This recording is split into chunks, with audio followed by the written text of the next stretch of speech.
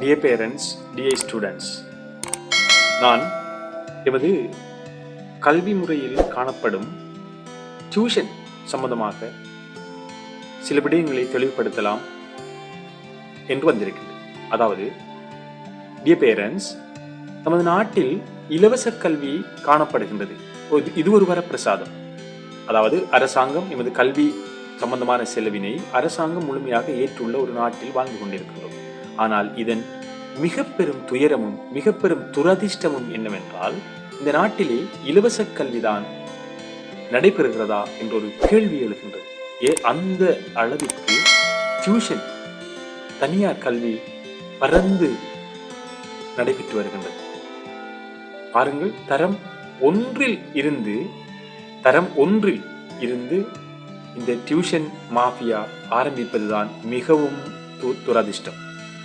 நாம் விரும்பியோ விரும்பாமலோ இந்த டியூஷன் மாஃபியாவில் பங்காளர்களாக ஆகிவிட்டுத்தான் எமது பிள்ளைகளின் கல்வியை காப்பாற்ற வேண்டியிருக்கின்றது. ஆசிரியர் கல்வியை ஊட்டுபவர், கல்வியை மேம்படுத்துபவர், மாணவர்களுக்கு அறிவை வளர்ப்பவர் என்ற நிலை இன்று இல்லை, மாறிவிட்டது. இன்று உண்மையாக ஒரு சிறந்த ஆசிரியர் என்றால் அவர் மாணவர்களை தேர்விற்கு, பரீட்சைக்கு தயார்படுத்துபவர் தான் ஒரு சிறந்த ஆசிரியர். பரீட்சையில் வெற்றி கொள்வதற்கு மாணவர்களுக்கு உரிய நுணுக்கங்களை சொல்லிக் கொடுப்பவர் தான். கல்வியை ஊட்டுபவர்களிலும் கல்வியில் உள்ள நுணுக்கங்களை சொல்லிக் கொடுப்பவரிலும் பார்க்க ஒரு சிறந்த ஆசிரியராக இந்த சமூகத்தில் இன்று மதிக்கப்படுகின்றார். அதனால்தான் எமது கல்வி சமூகத்தில் அதிகமான டியூஷன் பரந்துபட்டு ஒரு வளர்ச்சி கண்டு வருவதை நாம் காண்கின்றோம். இலவச கல்வி நடைபெறுகின்றது, இலவச கல்வி இந்த நாட்டிலே இருக்கின்றது. இருந்தாலும் டியூஷனால் தான் மாணவர்கள் முன்னேறி வருகின்றார்கள். மாணவர்களின் தேர்வு, பரீட்சை பெறுபவர்களை தீர்மானிக்கும் சக்தியாக டியூஷன், தனியார் கல்விதான் இன்று தாக்கம் செலுத்துகின்றது. தனியார் கல்வியில் நாம் அதை தவிர்த்து விட்டு எந்த ஒரு மாணவனாலும் முன்னே செல்வது மிக கடினம். ஏனென்றால் இது பலத்த போட்டி நிலவும் ஒரு கல்விக்கு பலத்த போட்டி நிலவும் ஒரு நாடு. கல்வியிலே உயர் கல்வி கற்பதற்கு, பல்கலைக்கழக நுழைவை பெறுவதற்கு மிகவும் பலத்த போட்டி காணப்படுகின்றது. சிறந்த பெறுபவர்களை எடுத்தாலும் யாராலும் பல்கலைக்கழக நுழைவை அடைய முடியாதிருக்கின்றது. ஒரு ஆசிரியர்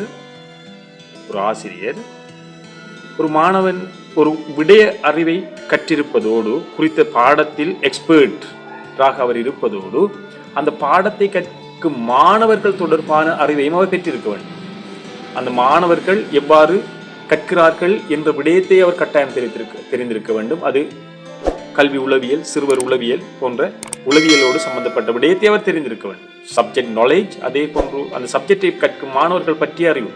அதே போல் தனக்குள்ள இந்த சப்ஜெக்ட் நாலேஜை கற்பிப்பதற்குரிய டெக்னாலஜி, தொழில்நுட்பம், அறிவு, அதை ஊட்டுவதற்கு காணப்படும் கற்பித்தல் தொழில்நுட்பம், கற்பித்தல் டெக்னிக்ஸ் அவருக்கு தெரிந்திருக்கணும். இந்த 3 விடயங்கள் தெரிந்திருக்க வேண்டும். ஒன்று, உரிய சப்ஜெக்ட் நாலேஜ், அறிவு, சப்ஜெக்ட், அதாவது தனக்குரிய பாடத்தின் அவர் எக்ஸ்பர்டைஸ்டாக இருப்பது. இரண்டாவது, அந்த பாடத்தை கற்கும் மாணவர்கள் சம்பந்தமான உளவியல். மூன்றாவது, தனக்குள்ள அறிவை இந்த மாணவர்களுக்கு எவ்வாறு ஊட்டலாம், எவ்வாறு அதை அவர்களுக்கு ஸ்ப்ரெட் பண்ணலாம், பரவச் செய்யலாம் என்ற நாலேஜ். இந்த 3 நாலேஜும் உள்ள ஆசிரியர்கள் தான் உண்மையில் சிறந்த ஆசிரியர்கள். ஆனால் இன்று நிலைமை தலைகீழாக மாறிவிட்டது. பரீட்சையை நுணுக்கமாக வெற்றி கொள்வதற்கு யார் கற்பிக்கின்றார்? அவர்தான் சிறந்த ஆசிரியர். பரீட்சையை வெற்றி கொள்வதற்கு உரிய குறிப்புகள், பரீட்சையை வெற்றி கொள்வதற்குரிய டெக்னிக்ஸ், இவற்றை சொல்லிக் கொடுப்பவர் தான் உண்மையில் ஒரு சிறந்த ஆசிரியர் என்று மதிக்கப்படுகின்றார். அவரை நாடி மாணவர்கள் சாரி சாரியாக சென்று கற்றுக்கொள்வதையும் அறிவை பெற்றுக் கொள்வதையும் நாம் காண்கின்றோம். அப்போ கல்விக் கொள்கைகள், கல்வி திட்டங்கள், பாட அமைப்புகள், அரச கொள்கைகள் எல்லாம் ஒரு பக்கம் ஒதுக்கி வைத்துவிட்டு ஒவ்வொரு ஊரிலும் ஒவ்வொரு பிராந்தியத்திலும் டியூஷன் தலைக்கு மேலே சென்று கொண்டிருக்கிறது. அப்போ டியூஷன் தான் இந்த கல்வியை ஆளுகின்றது. ஒரு பிரதேசத்திலே ஒரு நல்ல பாடசாலை இருக்கின்றது என்றால், நல்ல பெறுபேற்றை எடுக்கும் பாடசாலை என்ற பெயரை அந்த பாடசாலை எடுக்கின்றது என்றால், அந்த பாடசாலைக்கு பக்கத்திலே காணப்படும் டியூஷன் சென்டர்ஸ் குவாலிட்டியாக, டியூஷன் சென்டர்ஸ் ஆக்டிவாக, டியூஷன் சென்டர் அதற்குரிய திறனை கொண்டிருப்பதுதான் காரணம். அந்த அளவிற்கு இந்த கல்வி முறையில் டியூஷன் தாக்கம் செலுத்தி கொண்டிருக்கின்றது. இவற்றை நாம் தவிர்க்கலாமா? இவற்றிலிருந்து நாம் தவிர்ந்து நாம் இலவச கல்வியோடு 100% எமது மாணவர்களை கொண்டு செல்லலாமா என்பது ஒரு மிக முக்கியமான பிரச்சனை.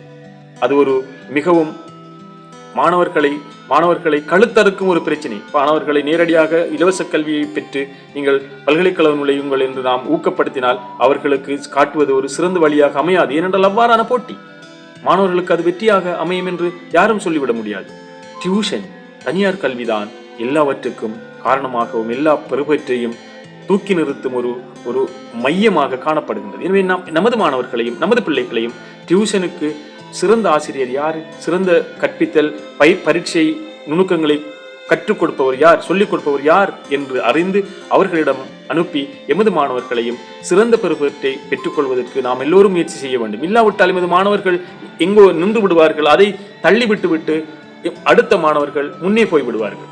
அவர்கள் பல்கலைக்கழகங்களை நிரப்பி விடுவார்கள். எமது மாணவர்கள் அடைந்து பல்கலைக்கழகங்களுக்கு செல்வதற்கு வாய்ப்பில்லாமல் பெறுவேறு இடம் கொடுக்காமல் தள்ளிவிடும், இலவச கல்வியை மட்டும் நம்பியிருந்தார். எனவே நீங்கள் என் மீது கோபம் கொண்டாலும் கொள்ளாவிட்டாலும் இதுதான் உண்மை. டியூஷன், சிறந்த டியூஷன், ஒரு பாடத்தை பிசிக்ஸ் எடுத்தால் அந்த பிசிக்ஸில் சிறந்த டியூஷன் கற்பிக்கக்கூடியவர், சிறந்த முறையில் மாணவர்களுக்கு பரீட்சை வழிகாட்டியாக யார் இருக்கின்றாரோ அவரை நாடி சென்று கற்பித்தலுக்குரிய வழிமுறைகளை காட்டிக் கொடுங்கள் மாணவர்கள் அதை தேடி சென்று கற்றுக்கொள்ளுங்கள். அதனூடாகத்தான் சிறந்த பெறுபேறுகளை எம்மால் பெற முடியும். நாமும் தேசிய ரீதியான சாதனைகளா பெறுவதற்கு அது வழியாக அமையும் என்று கூறி இந்த விடயங்கள் சம்பந்தமாக நாம் சிந்திக்க வேண்டும். டியூஷனை எதிர்ப்பதா, டியூஷனோடு இணைந்து செல்வதா என்பதுதான் இங்குள்ள வினா. டியூஷனை எதிர்த்து நாம் கீழே இருப்பதா, டியூஷனை ஊக்கப்படுத்தி டியூஷன் கல்வியோடு இணைந்து சென்று எமது பெறுபேற்றை உயர்த்தி நாம் நல்ல அடைவு மட்டங்களை பெறுவதா என்பதுதான் இங்குள்ள பிரச்சினை. நாம் டியூஷனோடு இணைந்து, ஏனென்றால் டியூஷனை தடுப்பது எமக்குரிய அதிகாரம் அல்ல.